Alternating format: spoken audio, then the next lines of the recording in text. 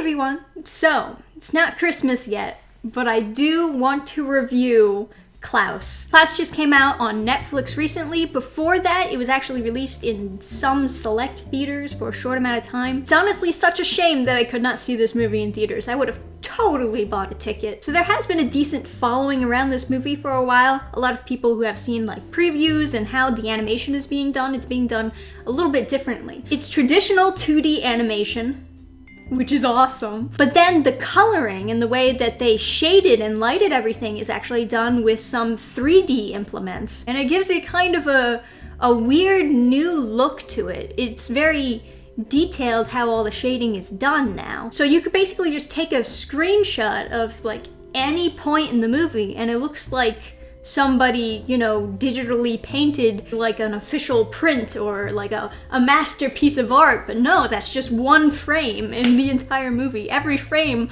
looks like a masterpiece of art. It's really weird. And the writer and director who was making this movie is Pablos, who was an animator from actually Disney during the Disney Renaissance, also the creator of Despicable Me.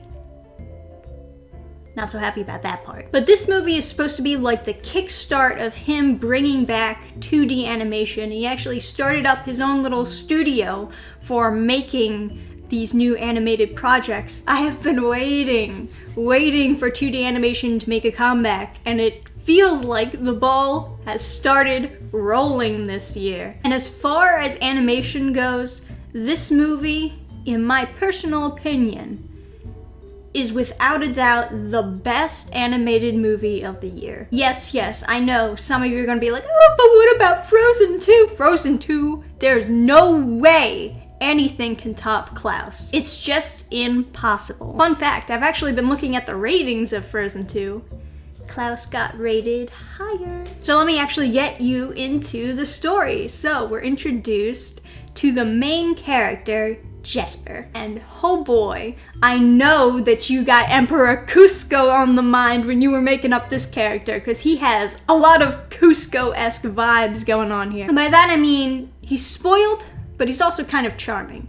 He's kind of like a fun, spoiled kid. And of course, the reason why he's so spoiled is because his father's very rich. So we have this interesting kind of different view on a spoiled kid. And instead of his father pampering him and not teaching him how to be a responsible adult, his father actually wants him to shape up and be a responsible adult.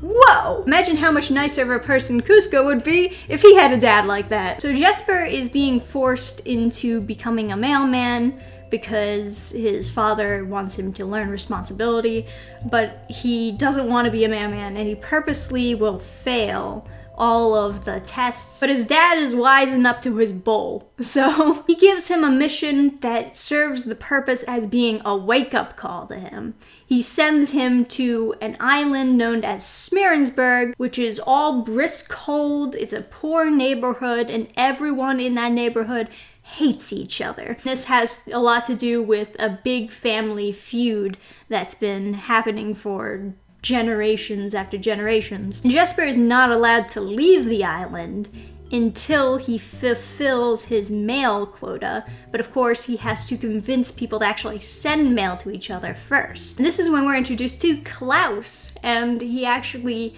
gives the first package to be delivered to a home, and it's a toy for a child in need, which sparks off a chain reaction to more kids who want toys like the one this child was given. So they want to send letters to Klaus to ask him for toys. And Jesper sees this as an opportunity to actually push for his quota and get the heck off of that island, give the kids toys so that they'll keep giving him letters so that he can fulfill his mailing quota. And it starts off as him doing it for himself. It starts off as a very selfish motivation, but as time goes on, he realizes that even though it may have been accidental, he actually started a big chain reaction that has a positive twist on all of the people that live there. So then, of course, the two families that have been feuding for generations do not want to have peace there, so they band together, ironically, to stop Klaus. And there's really a lot to marvel at and love about this movie. But while I was watching it, I was really surprised at how much I was laughing, like straight up out loud. The jokes are very good, but the visual gags are really what sells this. The visual gags are placed all over the entire movie. If you blink, you're gonna miss one. It honestly does remind me of old school Disney. Walt had like this policy with all of his animators that if you could come up with like a clever visual gag to animate in the movie, and he liked it, he would give you $5. And, you know, back then, that's more like giving someone $20. It's way, way higher now. But the idea was it would motivate them to add little funny, creative things in the background of the movie, and in turn, make the movie the best that it can be. And nowadays, I feel like Disney is very dry of visual gags. Seems like all of their funny stuff comes from dialogue or some kind of like very immature humor, or sometimes they just straight up recycle jokes. I have seen the same jokes over and over again for so many new movies and cartoons to the point where I'm just tired. And this movie, it just hit me. I was bursting out laughing at times because they weren't recycled jokes. They weren't the same immature jokes that we've seen so many times. They're new, they're creative, they're visual. I mean, I guess every now and then you'll get like one joke that is just like, yeah, okay. But like the real jokes that were funny were always the ones that you had to watch in order to understand. If you were just listening to the movie, it would be a significantly less funny movie. The characters really were well written, very witty dialogue. And like I said, once again, about the visuals, you can very clearly see the emotions on a character's face, much more exaggerated than maybe they would be in like 3D animation. And that just opens this whole other window where you can actually see what the character is feeling even when they don't say it out loud. I remember I was 30 minutes into the movie and I was just thinking to myself, okay, this is the best movie I've watched all year. And I looked down and was like, what the? 30 minutes? What? I'm not even close to done yet? There's more? But this movie is not without its critiques. Oh, no, no, no. Remember how I said that the new coloring that's being done for 2D animation, it was very 3D, very detailed. For most scenes, it works. It works really well. But for some scenes, it's a little bit jarring. I think one particular scene that really pokes out at me, that I was really like kind of squinting at, was this one scene at night. Now, they have little reflections in their eyes to like show how the lighting is, or how the light is bouncing off their eyes. It's just, you know, a little bit of an extra detail to put in there. But during this night scene, they're all like being tossed around, and the light in his eyes is really, really prominently bright. Like the contrast is so high with everything else because, you know, it's dim light, it's at night, that immediately my eyes just go to the light on his eyes, but I should be focusing on other things. That shouldn't be a very big distraction for me. There are some scenes where you should like take out certain types of lighting where it doesn't really work as well. The music, I've heard a few people say this too.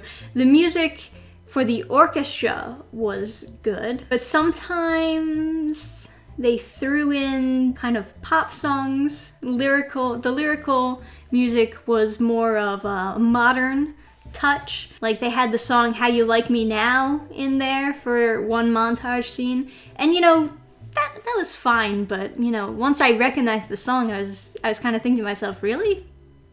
You put that song in there? And there was this one scene in particular that was straight up internet meme. It was an internet meme shoved in the movie, and it didn't have to be there. So the basic idea of this scene is he's strutting away, and there's a little bit of, I kid you not, rap music in the background. And it's very, very short. If it went on any longer, I would probably shoot myself, and I guess it does fit with the strut that they animated, but it just really pulled me out of the movie because all I could think was, man, this is something someone would post on the internet and have like those pixelated sunglasses come down on his face. It really just like kind of threw the mood off for me because all I could think was, this is an internet meme. Lastly, I want to say the voice actors, oh my gosh.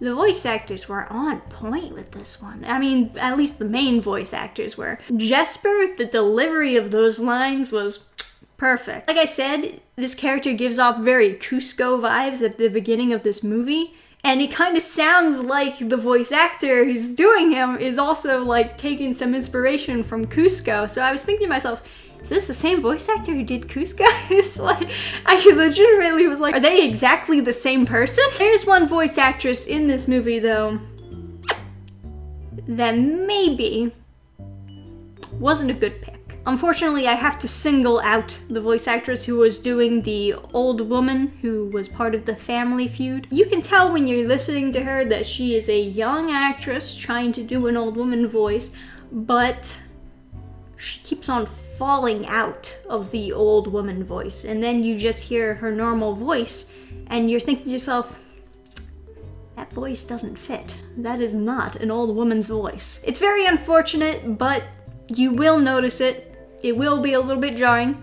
Just try to stay focused on the rest of the movie because, oh my gosh. Throughout this story, it's kind of telling you how Klaus became the famous mystical Santa Claus. Which kind of reminds me of that one, the one Christmas classic, stop motion. They did a bunch of Christmas classics. Only instead of taking that very mystical fantasy type approach to it, they instead do a more grounded version.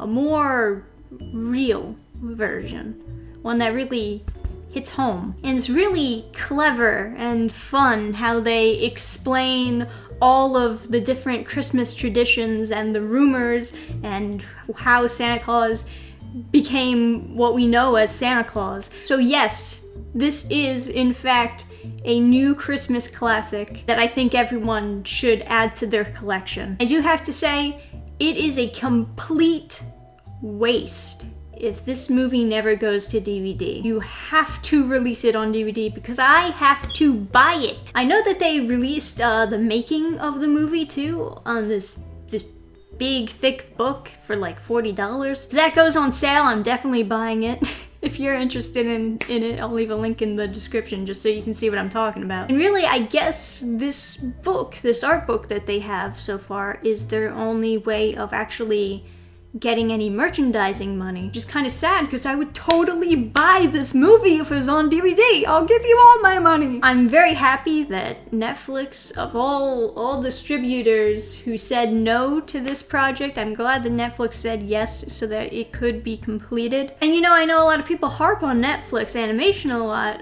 but at least they're doing 2D animation, right? At least they're helping 2D animators get their stuff out there. If you haven't watched it, go watch it. Help support the movie, go review it. Thank you guys for watching my review. This is the best I can do because I can't buy the movie. All I can do is spread the word about how good it is. So remember to like the video, tap down in the comments what you think. I'll see you guys next time.